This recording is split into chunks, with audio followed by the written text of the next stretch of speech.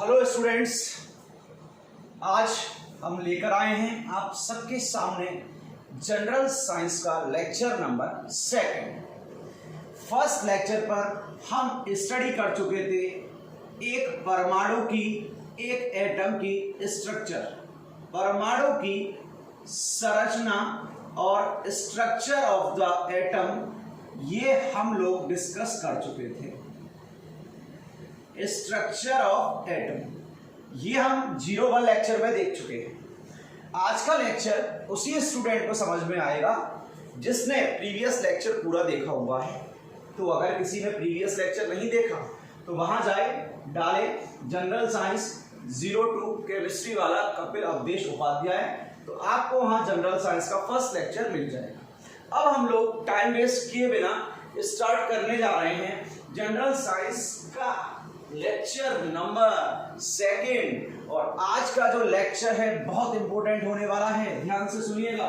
आज का जो लेक्चर है आप सबके लिए बहुत ज्यादा इंपॉर्टेंट है और बहुत शानदार होने वाला है लेक्चर।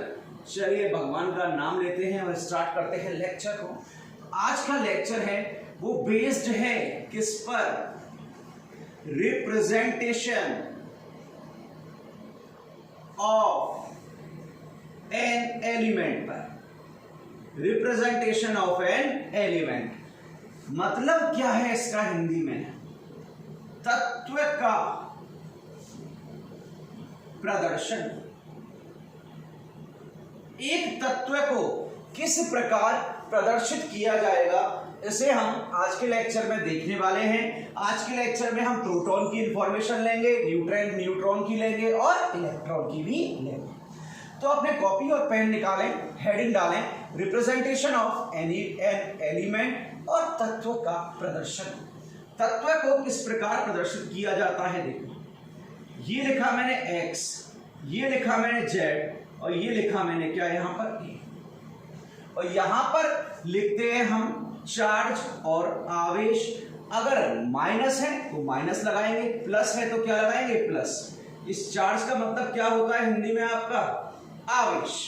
तो देखो बेटा, यहां पर जो Z लिख रहा है ना, ये Z इंडिकेट करता है किसको? एटॉमिक नंबर को, यानी कि परमाणु के क्रमांक को। ये प्रदर्शित करता है परमाणु क्रमांक। जो A है, ये A परमाणु भार या द्रव्यमान संख्या को प्रदर्शित करता है। किसको प्रदर्शित करता है? द्रव्यमान संख्या। A प्रदर्शित करेगा द्रव्यमान संख्या को, Z प्रदर्शित करेगा परमाणु क्रमांक को, एटॉमिक नंबर को, और ये चार्ज को हम कहाँ लिखते हैं? सीधे हाथ पर। तो एक चीज सुनना, Z और A इनको हमेशा हम उल्टे हाथ पर लिखते हैं, लेफ्ट साइड पर, और चार्ज को हम विद साइन कहाँ लिखते हैं? राइट साइड पर। अब एक चीज देखो, हम बात करें परमाणु का भार, एक ले रहा हूं मैं द्रव्यमान केंद्र, समझना इसको, द्रव्यमान केंद्र। वैसे तो फिजिक्स का कॉन्सेप्ट है लेकिन हमें ज्यादा काम नहीं है इससे। इसको कहते हैं हम सेंटर ऑफ मास। ये क्या है? द्रव्यमान केंद्र। आखिर किसी भी बॉडी का, अगर बात करें किसी भी बॉडी का, किसी भी निकाय का या ब्रह्मांड की किसी भी चीज का द्रव्यमान कहां होता है? उसके केंद्र पर। कहां होता है द्रव्यमान?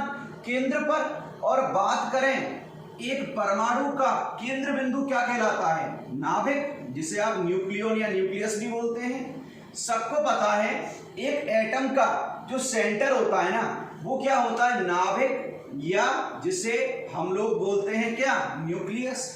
और नाभिक के अंदर कौन कौन से कण पाए जाते हैं, कौन कौन से पार्टिकल पाए जाते हैं? एक होता है, लास्ट लेक्चर पे बता चुका हूं, प्रोटॉन, और एक क्या होता है? न्यूट्रॉन। तो यहां से हमें एक चीज निकल के आई, जो द्रव्यमान है ना किसका? एक एटम का, वो उसके न्यूक्लियस में होता है, और न्यूक्लियस में क्या होते हैं? प्रोटॉन और न्यूट्रॉन। तो यहां से हम एक चीज कह सकते हैं, पता है क्या? जो द्रव्यमान संख्या है, मतलब जो A है, वो किसके योग के बराबर होगी? प्रोटॉन के द्रव्यमान के बराबर, और न्यूट्रॉन के द्रव्यमान के बराबर। तो देखो ए बराबर क्या आ रहा है, प्रोटॉन प्लस न्यूट्रॉन आ रहा है। तो यहां पर एक संबंध निकल के आया कि जो द्रव्यमान संख्या है या जो एटॉमिक मास है या जो परमाणु भार है, बात एक ही है, चाहे द्रव्यमान संख्या लिखा हो, चाहे एटॉमिक मास लिखा हो, चाहे परमाणु भार लिखा हो, चाहे परमाणु द्रव्यमान लिखा हो, कुछ भी लिखा हो आपका, वो हमेशा प्रोटॉन और न्यूट्रॉन के योग के बराबर होगा। सपोज करो 10 प्रोटॉन और 10 न्यूट्रॉन होते तो ए बराबर होता पता है क्या, 10 गुणा प्रोटॉन का द्रव्यमान, जिसे आगे देखेंगे, प्लस 10 गुणा न्यूट्रॉन का द्रव्यमान। तो जितने प्रोटॉन हो और जितने न्यूट्रॉन हो उनके द्रव्यमान का अगर आप योग कर देंगे, मतलब उनके मास का आप एडिशन कर देंगे, तो आपको क्या ऑब्टेन हो जाएगा, एटॉमिक मास मतलब द्रव्यमान संख्या मतलब परमाणु भार आपको ज्ञात हो जाएगा। देखो यहां मैंने क्या लिखा है, अभी बिल्कुल सिंपल भाषा में लिखते हैं और नोट करना स्टार्ट करना है। इस चीज को बिल्कुल नोट करना बहुत जरूरी है, समझ में तभी आएगा। एक्स जेड ए, यहां है आपका चार्ज, चार्ज का मतलब होता है, हिंदी मीडियम वाले लिख लें, आवेश। तो देखो यहां पर जो ए है ये प्रदर्शित कर रहा है किसको, द्रव्यमान संख्या। और एक परमाणु का द्रव्यमान कहां होता है, अगर बात करें एक एटम है उसका मास कहां होगा, मतलब उसका द्रव्यमान कहां होगा, एटॉमिक मास होगा न्यूक्लियस के अंदर, इन न्यूक्लियस। और न्यूक्लियस में क्या होते हैं आपके, एक तो प्रोटॉन होता है और एक न्यूट्रॉन होता है, इलेक्ट्रॉन नहीं होता। इलेक्ट्रॉन नाभिक के चारों ओर वृत्ताकार कक्षाओं में उपस्थित होते हैं, एक हो गया प्रोटॉन और एक हो गया न्यूट्रॉन। तो जेड बराबर क्या होता है, जेड होता है आपका क्या, परमाणु क्रमांक मतलब एटॉमिक नंबर। ये क्या होता है, एटॉमिक नंबर। देखो द्रव्यमान तो निर्भर कर रहा है किस पर, प्रोटॉन पर और न्यूट्रॉन पर। तो जेड किस पर निर्भर करता है पता है, ये बराबर होता है प्रोटॉन की संख्या के, नंबर ऑफ प्रोटॉन के बराबर होता है। ये हमेशा सच है, सुन लेना, ये यूनिवर्सल ट्रुथ है कि जो एटॉमिक नंबर होगा वो हमेशा नंबर ऑफ प्रोटॉन के क्या होगा, सिमिलर होगा। ये तो फिक्स है कि जो आपका एटॉमिक नंबर है वो हमेशा नंबर ऑफ प्रोटॉन के क्या होगा, सिमिलर। लेकिन कई जगह ये लिखा रहता है ये बराबर होगा किसके, इलेक्ट्रॉन की संख्या के। कई जगह लिखा रहता है ये बराबर होगा किसके, इलेक्ट्रॉन की संख्या के, मतलब नंबर ऑफ इलेक्ट्रॉन। तो इसकी भी बात कर लेते हैं, सुन लेना।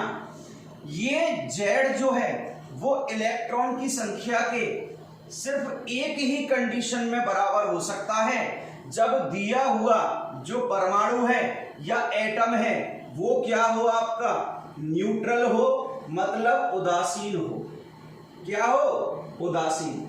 अगर उदासीन नहीं होगा ना तो कभी भी जेड बराबर नंबर ऑफ इलेक्ट्रॉन नहीं हो सकता। तो यहां लिख रहा हूं मैं, एक चीज को देख लेना, Z it is equal to number of proton always. इसको याद रखना, जो परमाणु क्रमांक है वो प्रोटॉन की संख्या के बराबर है और ये इलेक्ट्रॉन की संख्या के बराबर हो सकता है, होगा ऐसा नहीं बोला मैंने, बोला है जेड इलेक्ट्रॉन की संख्या के बराबर हो सकता है। और होगा कब, जब वो परमाणु या एटम या स्पीशीज या प्रजाति जो भी आप बोलना चाहो, मतलब कोई भी चीज क्या होगी, न्यूट्रल होगी। अगर न्यूट्रल नहीं है तो आप नहीं बोल पाओगे। ये बात हुई जेड की। ए को दोबारा देखते हैं, ए बराबर किसके आ रहा है, देखना, number of proton plus number of neutron. N का मतलब क्या मान लेते हैं, न्यूट्रॉन। तो ए बराबर आ रहा है number of proton plus number of neutron. अब ये बताओ नंबर ऑफ प्रोटॉन को हम जेड लिख सकते हैं, नहीं लिख सकते, बिल्कुल। तो ए बराबर हो गया जेड प्लस न्यूट्रॉन की संख्या। ए बराबर जेड प्लस न्यूट्रॉन की संख्या। यहां भी मैं ट्रिपल स्टार लगा दे रहा हूं। इन दोनों चीजों को रट लेना, कैसे भी रटना, और रटने के लिए जहां भी रटने को बोला जाए ना तो लिखना मुझे तो रट ही लो, यहां लिखना मुझे तो रट ही लो। तो दोनों फॉर्मूले याद कर लेना। दोबारा बता रहा हूं, जेड होता है परमाणु क्रमांक या एटॉमिक नंबर, और ये बराबर होता है नंबर ऑफ प्रोटॉन के, और ये बराबर हो सकता है नंबर ऑफ इलेक्ट्रॉन के। लेकिन कब? जब वो क्या हो, न्यूट्रल, आपका क्या हो, न्यूट्रल अर्थात उदासीन, अर्थात उसके ऊपर कोई आवेश और चार्ज ना हो। अब एक परमाणु का जो द्रव्यमान है वो कहां रहता है, नाभिक में, और नाभिक में प्रोटॉन और न्यूट्रॉन, तो किसके बराबर हो गया ये? अगर बात करें ए बराबर प्रोटॉन की संख्या प्लस न्यूट्रॉन की संख्या, और प्रोटॉन की संख्या बराबर होती है किसके, परमाणु क्रमांक के। तो यहां तक नोट करें और देखें, कोई प्रॉब्लम हो तो कमेंट बॉक्स में बताएं कि सर यहां प्रॉब्लम हमें आ रही है। देखिए लेक्चर बहुत स्मूथली जा रहा है और नोट्स बनाना बहुत नेसेसरी है समझने के लिए।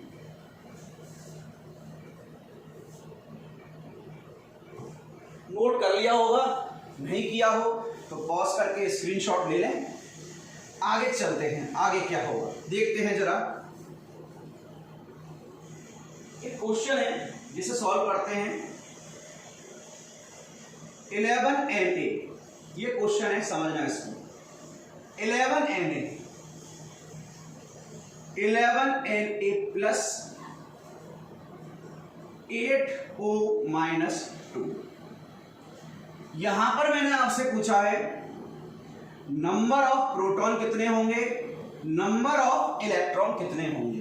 तो नीचे क्या लिखा रहता है आपका जेड, और जेड बराबर होता है किसके, नंबर ऑफ प्रोटॉन के। तो ये 11, ये भी 11, और ये क्या हो गए आपके 8 हो गए। अब इधर देखो नंबर ऑफ इलेक्ट्रॉन, ऊपर कोई आवेश नहीं है, कोई चार्ज है क्या, नहीं है। तो जो नंबर ऑफ इलेक्ट्रॉन होंगे वो एटॉमिक नंबर के इक्वल हो जाएगा 11। लेकिन यहां पर चार्ज है तो क्या करना है, देखो पहले तो 11 लिखो, फिर चार्ज को रिवर्स कर दो उल्टा, प्लस है तो क्या कर दो माइनस, कितना है कुछ नहीं है तो एक ही होगा, 11 माइनस 1 इज इक्वल टू 10। ये इसके इलेक्ट्रॉन आ गए। यहां देखना 8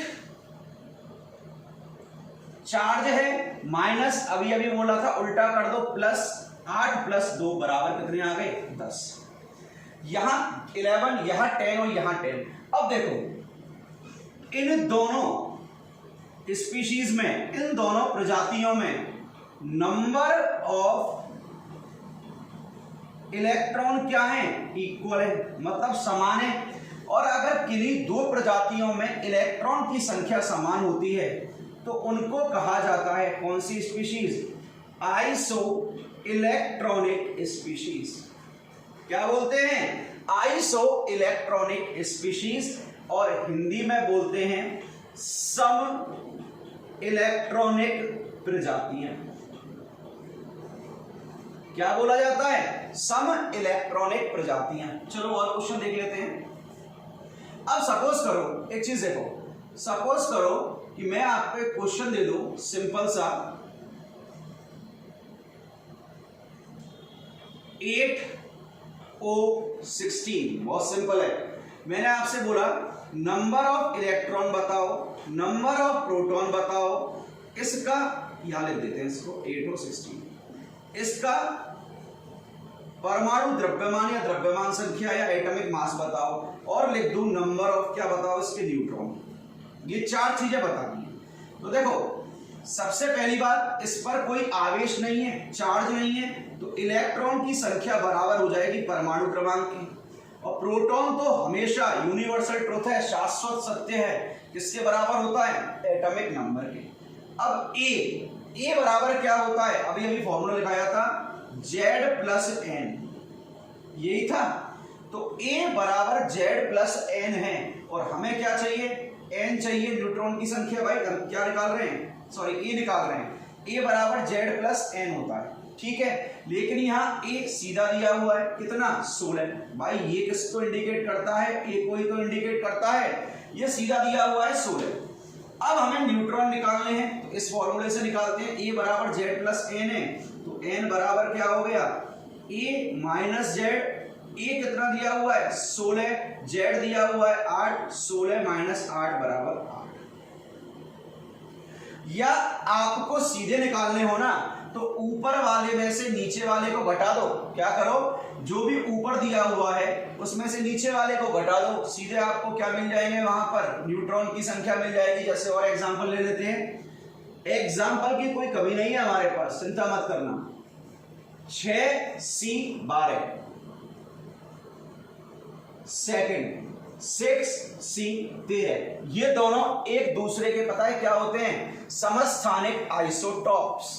आइसोटॉप्स का मतलब क्या होता है, जिनके एटॉमिक नंबर तो क्या हो सिमिलर, लेकिन एटॉमिक मास क्या हो डिफर। यहां देखो एटॉमिक नंबर परमाणु क्रमांक ये तो क्या है सिमिलर मतलब समान, लेकिन मास नंबर मतलब द्रव्यमान संख्या मतलब परमाणु भार क्या है डिफर। तो अगर परमाणु क्रमांक समान और परमाणु भार अलग अलग हैं तो उन्हें कहा जाता है आइसोटॉप्स, और आइसोटॉप्स को हिंदी में बोला जाता है क्या, समस्थानिक। क्या बोला जाता है, समस्थानिक। तो देखो सॉल्व करते हैं इस क्वेश्चन को इजी वे में। मुझे इन दोनों के अंदर सारी चीजें बतानी है कि प्रोटॉन की संख्या क्या होगी, न्यूट्रॉन की संख्या क्या होगी, इलेक्ट्रॉन और द्रव्यमान संख्या। तो यहां लिख दे रहा हूं 6C12, यहां लिख रहा हूं 6C13।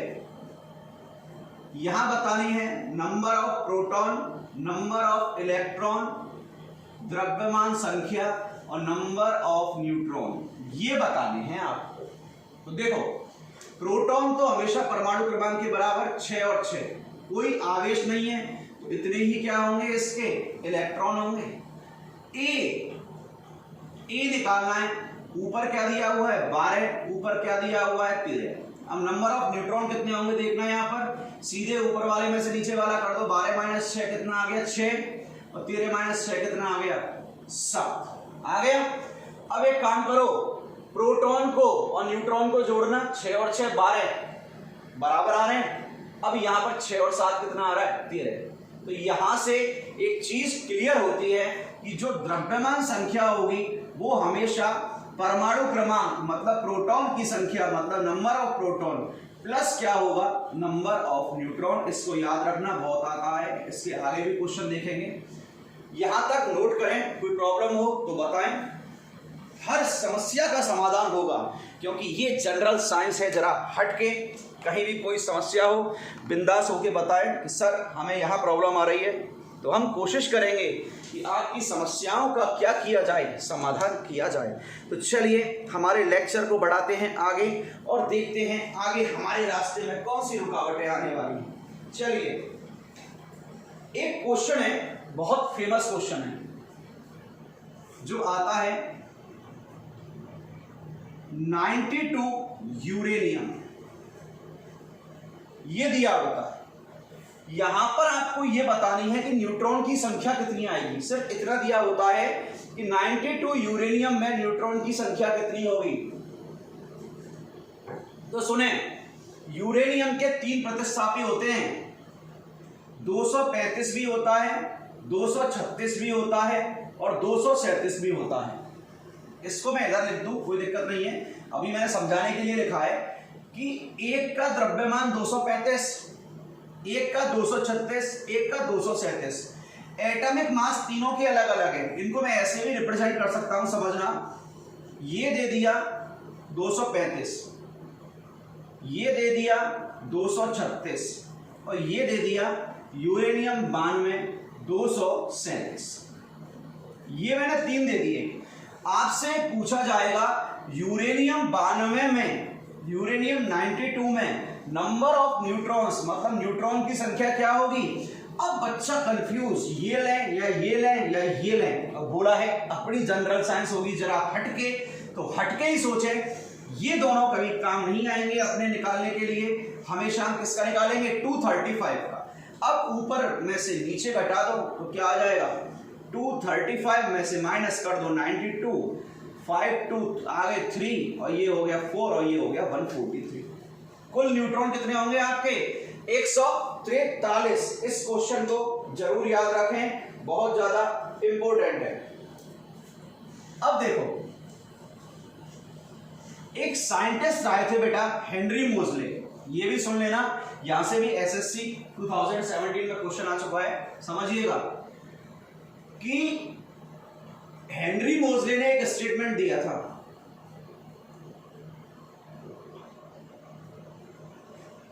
और उस पर क्वेश्चन बना था एसएससी 2018 के अंदर या 17 के अंदर, 17 या 18 में से किसी में आया हुआ है, सुनना। क्वेश्चन क्या था, which one is more fundamental particle. Question का मतलब क्या है, कौन सा अधिक मौलिक कण है,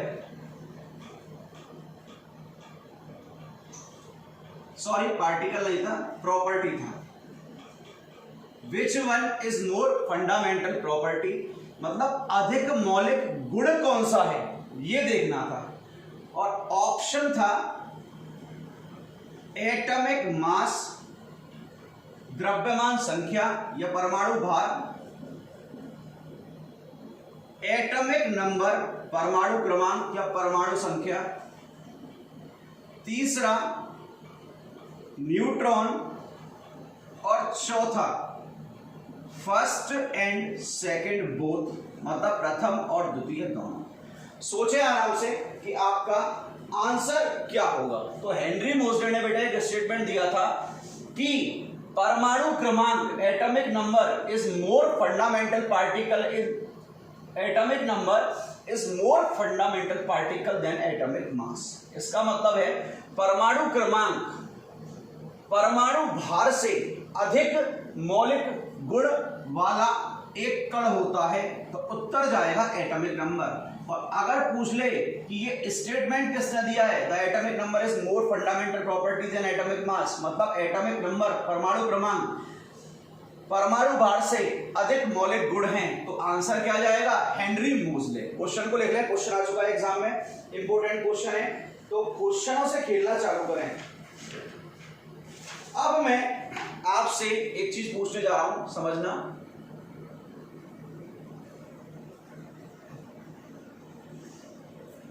ये बताओ, ये लिख के दे रहा हूं, atomic mass is equal to atomic number, परमाणु द्रव्यमान बराबर परमाणु संख्या। दूसरा ये है atomic mass greater than atomic number.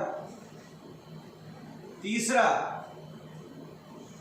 Atomic mass is less than atomic number. आपको यह बताना है तीनों में से करेक्ट कौन सा है। सोचो आराम से, तीनों में से करेक्ट कौन सा है।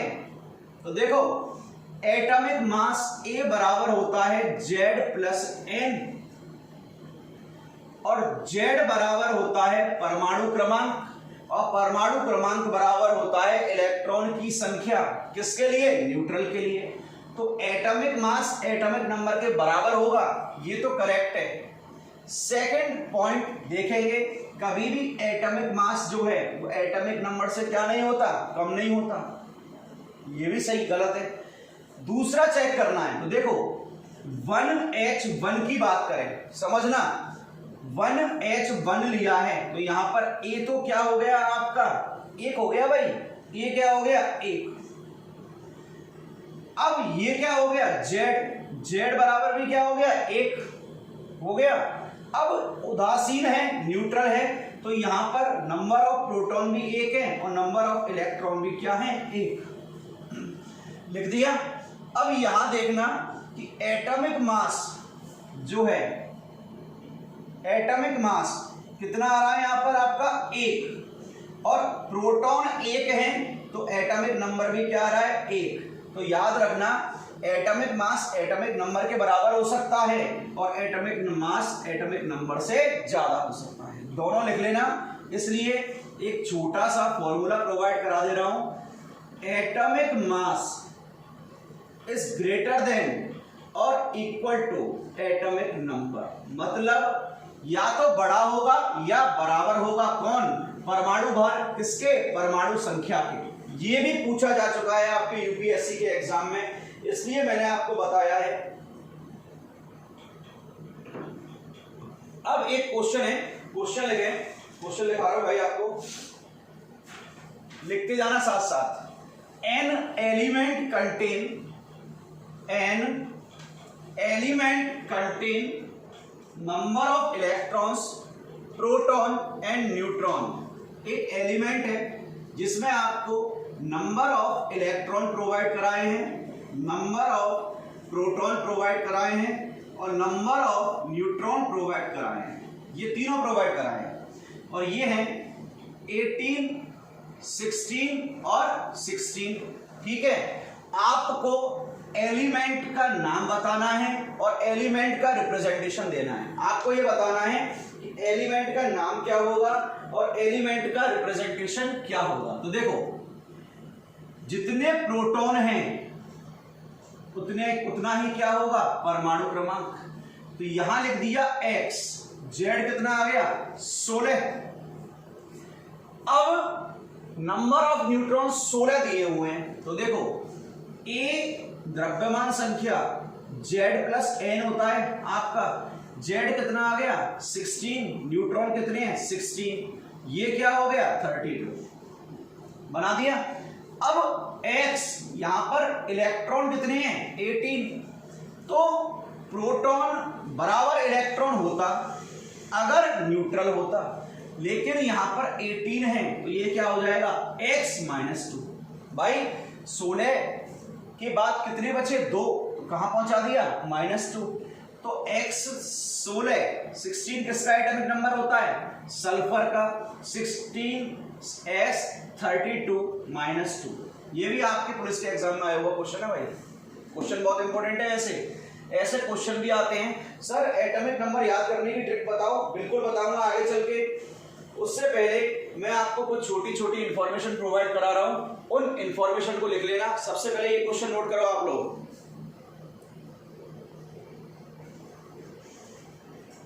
सबसे पहले ये क्वेश्चन नोट करेंगे, इसके बाद मैं आपको छोटी छोटी इंफॉर्मेशन है जो प्रोवाइड कराने जा रहा हूं। क्वेश्चन मेरे अकॉर्डिंग सबने नोट कर लिया होगा। चलिए देखते हैं, आज के लेक्चर में बस 5 या 10 मिनट बचे हुए हैं। इलेक्ट्रॉन के बारे में छोटी सी छोटी इंफॉर्मेशन देके जा रहा हूं, कंप्लीट इलेक्ट्रॉन नेक्स्ट लेक्चर में देखेंगे। हेडिंग डालें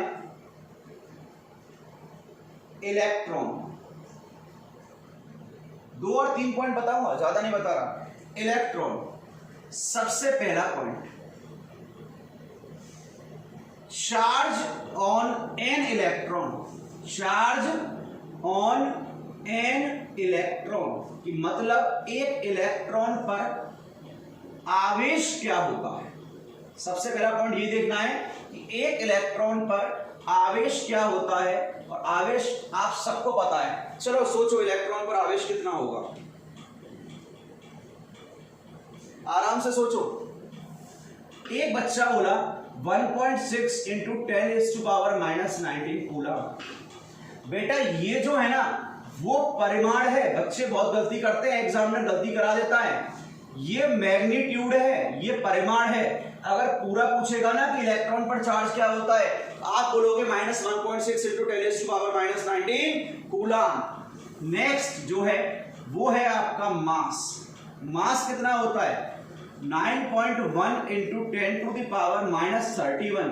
ये किसमें, किलोग्राम में, ये किसमें, किलोग्राम में। अगर ग्राम में निकालना हो तो क्या करेंगे, 9.1 इंटू 10⁻31। 1 किलोग्राम में कितने, 1000 का मतलब 10⁻3। भाई 1 किलोग्राम में 1000 ही होंगे तो 10⁻3, तो यहां आएगा 9.1 इंटू 10⁻28। 28 और 3 कितने होते हैं, यहां पर आपके -28 है तो -31 में से 3 गए तो कितने बचे 28। किस में है ये ग्राम। याद रखना एग्जामिनर ने प्रोवाइड किस में कराया है किलोग्राम में या ग्राम में। अगर ग्राम पूछे तो ग्राम में दें, किलोग्राम में पूछे तो किलोग्राम में दें। अब सबसे महत्वपूर्ण प्रश्न है आपके लेक्चरर के एग्जाम के लिए, रीट के लिए। राजस्थान पुलिस वगैरह में इतना अच्छा क्वेश्चन नहीं पूछता, सीजीएल में भी ये क्वेश्चन पूछा जा सकता है। सुन लेना, लिख दे रहा हूं, सीजीएल के पॉइंट ऑफ व्यू से, लेक्चरर के पॉइंट ऑफ व्यू से, आपका यूपीएससी के पॉइंट ऑफ व्यू से ये क्वेश्चन बहुत इंपॉर्टेंट है। चार्ज टू मास रेशो ये होता है -1.76 इंटू 10 टू द पावर कितना होगा सोचो जरा। चार्ज और मास का रेशो निकालना है, कितना आना चाहिए सोचना जरा। ये आता है 8 कूलाम पर ग्राम। किसमें ये सी का मतलब है कूलाम, ये क्या है आपका ग्राम, कूलाम पर ग्राम। तो भाई अच्छे कॉम्पिटिटिव एग्जाम के लिए आप इन चीजों को जरूर याद रखें। देखिए यहां पर मैं जितनी इंफॉर्मेशन प्रोवाइड करा सकता हूं ना करा रहा हूं। आप लेक्चर अटेंड करें, नोट्स चाहिए नोट्स भी प्रोवाइड कराएंगे आपको धीरे धीरे, क्योंकि अभी चालू हुआ है प्रोसीजर, तो सारी चीजें मिलेंगी। लेकिन आपको भाई ये लेक्चर पढ़ने हैं घर पर, टाइम वेस्ट मत करो। सर अभी लॉकडाउन चल रहा है तो क्या करेंगे, आपको इतना एडवांटेज मिला है ना लॉकडाउन का, ये भी तो सोचो कि एडवांटेज मिल रहा है लॉकडाउन का, तो उस एडवांटेज को उठाओ और देखो कि हम क्या कर सकते हैं और क्या नहीं कर सकते। चलिए सबसे इंपॉर्टेंट पॉइंट देखो, ये छोटे मोटे एग्जाम में आता है, ये छोटे मोटे में, ये सबसे अच्छे एग्जाम में आता है। एक लास्ट पॉइंट और है आपको बता के जा रहा हूं, अगर आपसे ये पूछे कि इलेक्ट्रॉन के चार्ज की खोज किसने की है, अगर आपसे ये पूछा जाए कि discovery of charge on an electron, मतलब इलेक्ट्रॉन पर चार्ज आवेश की डिस्कवरी किसने की है, इलेक्ट्रॉन पर चार्ज की डिस्कवरी किसने की है पता है, मिलिकन ने। किसने की है, मिलिकन ने। और की किससे पता है, तेल बूंद प्रयोग द्वारा। सिर्फ इतना ही याद रखना है, हमें पढ़ना नहीं है पूरा। तेल बूंद प्रयोग द्वारा, जिसे आप इंग्लिश में बोलते हो ऑयल ड्रॉप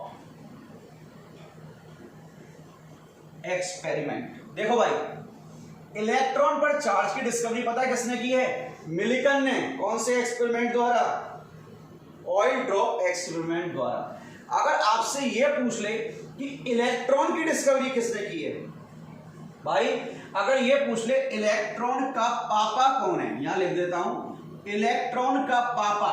पापा कौन होता है, जो डिस्कवरी करता है, जो खोज करता है। तो इलेक्ट्रॉन का पापा कौन होगा, सबको पता होना चाहिए, ये बहुत फेमस क्वेश्चन है।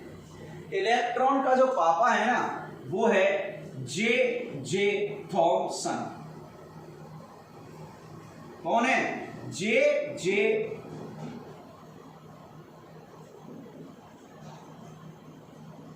थॉमसन। ये है किसके पापा जी, आपके इलेक्ट्रॉन के पापा जी। मतलब इलेक्ट्रॉन की डिस्कवरी का क्रेडिट पता है किसको जाता है, जे थॉमसन को। तो ये पॉइंट भी आपके बहुत इंपॉर्टेंट है। अच्छे एग्जाम के पॉइंट ऑफ व्यू से मैं बताऊं बच्चा क्या करता है, उसको ये याद होता है इलेक्ट्रॉन पर यार चार्ज के बारे में किसने बताया था, मिलिकन ने। अब वो डिस्कवरी करने वाले को भूल जाता है, तो डिस्कवरी करने वाला कौन होगा आपका, जे थॉमसन। यही समाप्त करते हैं। अगले लेक्चर पर हम देखेंगे पॉजिट्रॉन के बारे में, इलेक्ट्रॉन का प्रतिकरण क्या होता है ये देखेंगे। अगले लेक्चर पर हम प्रोटॉन के बारे में देखेंगे, अगले लेक्चर पर हम गोहर के बारे में देखेंगे, अगले लेक्चर पर हम न्यूट्रॉन के बारे में देखेंगे। तो स्टूडेंट्स कनेक्टेड रहें, लेक्चर देखते रहें, क्योंकि जनरल साइंस जो है वो किसी भी एग्जाम के पॉइंट ऑफ व्यू से बहुत ज्यादा इंपॉर्टेंट है। और मैं यहाँ पर पूरी की पूरी जनरल साइंस कवर कराऊंगा आपको, इस चीज के लिए परेशान मत होना सर। बायो और फिजिक्स एक चैप्टर खत्म होते ही हम बायो उठाएंगे, उसके बाद फिजिक्स उठाएंगे। टोटल मैं आपको बता चुका हूँ 44 चैप्टर हैं, कवर करेंगे। टाइम जितना भी लगे, टाइम बहुत है हमारे पास, टाइम की कोई दिक्कत नहीं है। चलिए till then take care, bye bye. और ये जनरल साइंस होगी जरा हटके।